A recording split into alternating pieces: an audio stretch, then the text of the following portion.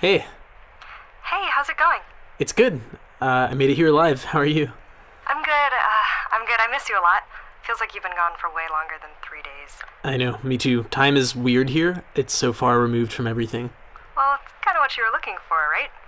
Are you settling in okay? Yeah, I'm getting there. Mostly unpacked. Mostly. Dan, are you seriously just living out of your suitcase? No comment? I bet I was right. But, I mean, you haven't told me anything about your job. What's it like? It's cool. I like the whole process of it. The archiving, the digitizing. It feels monastic, like I'm illuminating manuscripts or something. Oh, cool. And you get to listen to it all, right? Yeah, I mean, the tapes aren't like... They're just housing records. They're historical, but they aren't that interesting in and of themselves. That sounds kind of boring. I mean, it's important that everything gets preserved, you know? But, anyway, enough about me. How's the renovation going? I mean, it's pretty good. The new floors are in because everybody moving to Brooklyn goes crazy for hardwood floors. Yeah, it's mostly done. I'm just doing some touch-ups here and there at this point, but it's definitely not as much fun spackling walls without you. Well, just save me a huge chunk of drywall for when I get back. Seriously, though, I will. Don't even joke about it. I mean, well, unfortunately, it is all metal and concrete here, so I can't really practice. Really? That's so depressing. Yeah, it's kind of cool, actually. It feels like a bunker or bomb shelter. Kind of imposing, like I'm at a military outpost out in the wilderness. I would get so lonely. Are you using the lamp I gave you? Tell me you have I a will, window. and I mean, I am allowed to go outside. My vitamin D will be fine. Tanya, let me put you on hold for just a few seconds. Boss is calling. I'll tell him to call back later. Yeah, isn't it after workout? Hey, Dan. This a bad time? I'm actually on a call with my girlfriend, and this is, well, it's outside work hours, so... I acknowledge what you're feeling, but I'm going to have to ask you to call your girlfriend back. Okay. Well, could I just have 2 or 3 minutes to say goodbye? Dan, hang up the goddamn phone. Okay. Dan, I'd like to think we've established a bit of a rapport, a sort of understanding, built on mutual respect and trust, wouldn't you agree? Oh, sure. Yeah, it seems that way. So you understand that when I see that trust being violated, it really hurts all the more coming from you, rather than some random temp. Mr. Davenport, Oh, just let me speak for a bit. When I told you to record everything, do you remember the words that I used? Do you? Just let me speak for a bit. I really don't like being interrupted. I told you that recording everything is your top priority, Dan. So when I got a little automated email in my inbox saying that the recorder was deliberately turned off for a period of 39 minutes and 22 seconds, I was really perturbed. Could it be a false positive from the monitoring software? Wait, the monitoring software? But no, the monitoring software was fine, and it wasn't an issue with the battery or the power. No, the recorder was deliberately turned off. Would you care to explain that? Wait, just a minute. I'm being monitored? Dan, I understand your concern, really, I do. No one is listening in on you. You are not being monitored, the recorder is.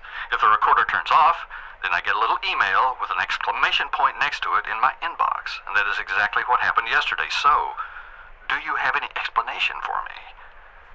I don't know. It was a mistake. You see, the reason that I get a little email with an exclamation point is that if the recorder is off, then we're open to a whole host of liability and legal issues. If the recorder is off, and, well, I'd really hate to think this of you, but you could be doing anything. You could be making off with government property. You could be destroying tapes. You could be engaged in corporate espionage. Were you doing any of those things during the 39 minutes and 22 seconds the recorder was turned off? No. No. See, I'd really love to believe you, Dan, but I can't know for sure. But for now, I want us to move past this. Do you feel the same way? Yes, of course. Good, because I don't like doing this, Dan. The whole stern talking to, it's not really my scene. Now, I really hope we can rebuild the trust we had. Of course, the first step in that road is me being sure that you will never turn the recorder off as long as you're employed at the Housing Historical Committee of New York State. Can we come to an agreement, Dan? Yes. That's all I wanted to hear. Okay now, nice talking to you. Bye-bye. Christ.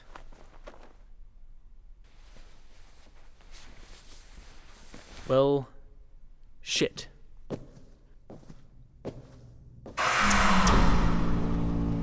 No.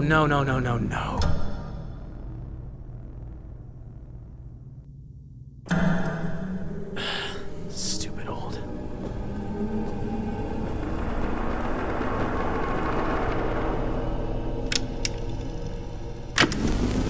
Typical minimalist bullshit. Got the critics hard, but what the hell is that worth, right? I started the recording, if you don't mind. Hell no, go ahead. I appreciate that. Melody Pendras, February 20th, 1840, floor 6. What did you have for breakfast today? Lucky Charms. They're magically delicious. Sound good? Actually, could you tell me what time you got up? Okay. Around 1 or so. You know, night owl. I do my best work when the whole world's asleep. You sound great. Could you tell me your name? Tamara Morris. Thank you. How long have you been living in Visser? Couple years. 2 or 3. Oh, shit. It's been a while. And why did you decide to move to Visser? It's cheap.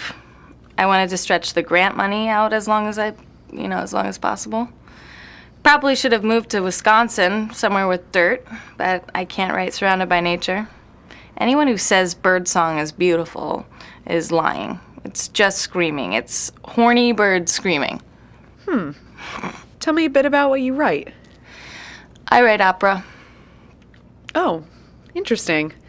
I'm sorry, all I know about opera is the fat lady with the... Yeah, the fat lady in the Viking helmet. Sorry. No, it's all right. Wagner's the dude you're thinking of, and he's awful, racist as shit. The opera I write is more, You can take your time.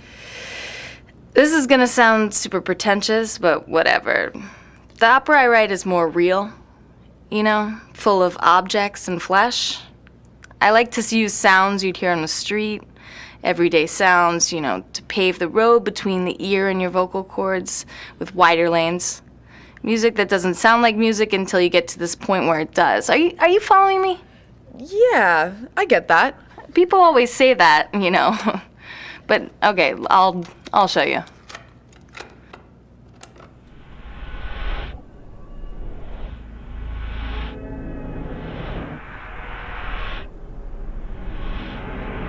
Okay, so this is a recording I made of a block party in the summer, but I took the tape and I played it at quarter speed, then recorded that and played it at quarter speed, and on until I slowed it down by about 200 times. If you listen close, you can almost hear the band. It's unique.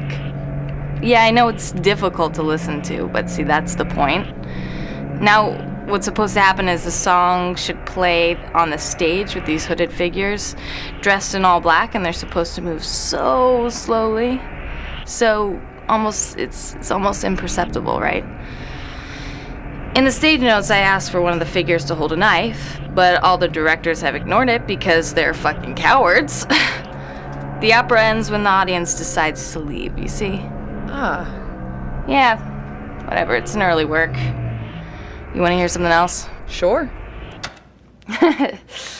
Nice to play for someone that isn't an art critic. What is this? Me being hit. The actors are seated at a table. It's like a party, They're all laughing and joking, but they're all kicking each other hard under the table with boots. The whole thing is called dinner party music. Oh. It's all right. It's not for everybody. Okay, just one more. I promise. What's this opera called? Purgatory. It's a cast recording. The whole thing happens in complete darkness. I choreographed the whole thing with a former teacher of mine, this modern dancer from Argentina. Had to stop performing it when the union picketed it. What'd you think? I really don't know. I feel a bit dizzy after listening to them. Yeah, they have that effect. It's intentional, though. I'm into giving people a new perspective, you know what I mean? Okay. So, Tamara, tell me about your experiences living in this apartment building. I mean, it's fine, right? Don't go on the 8th floor unless you want some really insane drugs from the club kids. Avoid the historical society because they're weirdos and who cares about what they get up to. But, I mean, it's not like I really care about the whole thing, right? You don't? Not when I'm working on my magnum opus. Oh, tell me about your magnum opus. Magnum opus. Worst phrase in the world. Even if it weren't the name of a goddamn condom, it would still be phallic as hell. Yeah, I bet you impress every other dude in the locker room with your big swinging magnum opus. But it's not finished yet. Just a rough draft. Sorry, I know I said I wouldn't play anything else, but... No, I want to hear it.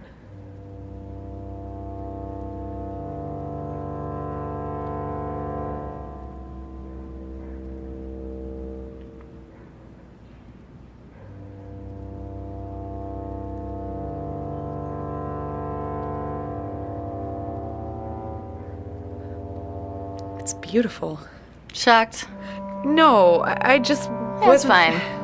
I moved here to write it. I was having these dreams, all set to music that I would forget as soon as I woke up. I've been trying to bring the music out, into the waking world. It's easier in Visser. The place has good energy. So what's this piece called? What's it about? I don't know what it's called. It's about. I'm interested in the totality of human experience and how difficult that is to stuff into a narrative. The ideas can't be expressed in language. How something greater than a story can shift the way we see the world, like calling someone by a wrong name so many times that it becomes the right name, so that they believe it. The idea of the piece is to create music that can demolish barriers and to get people to build their houses with the debris. Are you starting to feel nauseous? Yes.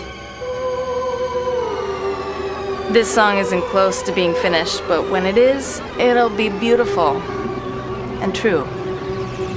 It'll change the world. I think I should get... Bit disappointed, but yeah, probably for the best.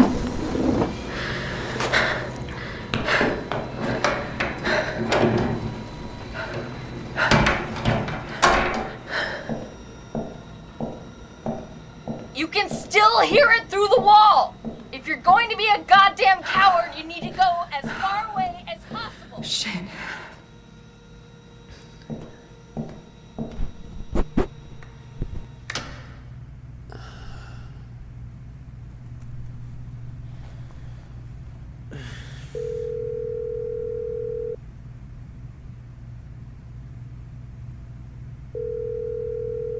Tanya Molova is not available.